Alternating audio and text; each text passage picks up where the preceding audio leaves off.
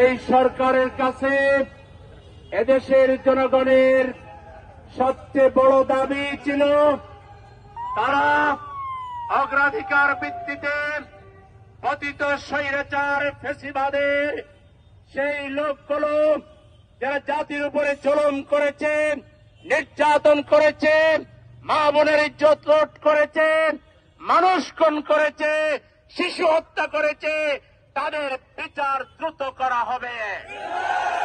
কিন্তু আমরা দেখতে পাচ্ছি বিচারের দীর্ঘসূত্রিতার কারণে ফ্যাসিবাদের ওই দোসররা বাংলাদেশে আবার তারা কর্মসূচি দেওয়ার সাহস করছে।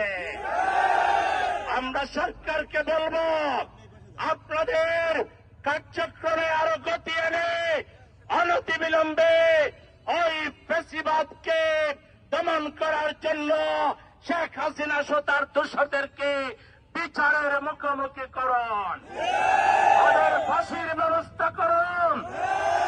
তাদের দোসররা আবু সাইদ মুক্তের মঞ্চ ভেঙে দিয়েছে, তারা শহীদদের নামের তালিকা ছেড়ে ফেলেছে। এত বড় দুঃসাহস করেছে আমাদের দুর্বলতার সুযোগে। আমরা আগামী 48 ঘন্টার মধ্যে উত্তরা আবু সাইদ মুক্ত মঞ্চ যারা ভাঙচুর করেছে, তালিকা ছেড়েছে, তাদেরকে গ্রেপ্তার করে বিচারের মুখোমুখি করতে হবে।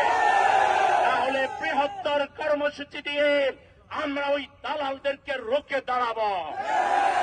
সংগ্রামী ভাইয়েরা, আমার দুঃখ লাগে, আমরা যারা ফ্যাসিবাদের বিরুদ্ধে সবচেয়ে বেশি জুলুমের শিকার, নির্যাতনের শিকার, সেই জামাতে ইসলামীর বিরুদ্ধে অনেকের নাম ধরে কথা বলছে।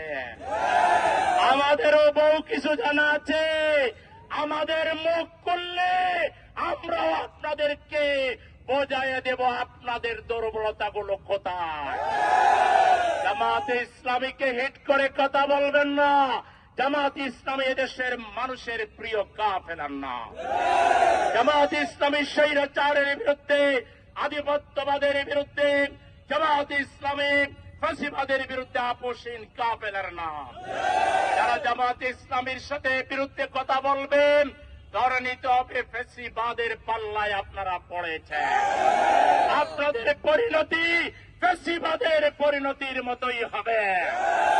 সুতরাং আসুন, পারস্পরিক কাদা চোরাচুরি না করে ফ্যাসিবাদের বিরুদ্ধে, স্বৈরাচারের বিরুদ্ধে আমাদের ঐক্যকে আরো সুদৃঢ় করি।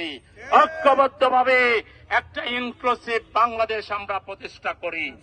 আপনারা আগে ভয় পেয়ে গেছেন জামাতে ইসলামীকে, ভয় পাবেন না। আমরা ক্ষমতায় গেলে সবাইকে নিয়েই দেশ চালাবো ইনশাআল্লাহ।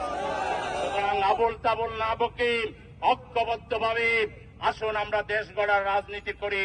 সবাইকে সেই দিকে উদাত্ত আহ্বান জানিয়ে, সবাইকে সংগ্রামী সালাম জানিয়ে আজকে আমাদের বিক্ষোভ মিছিল এখানেই সমাপ্ত ঘোষণা করছি।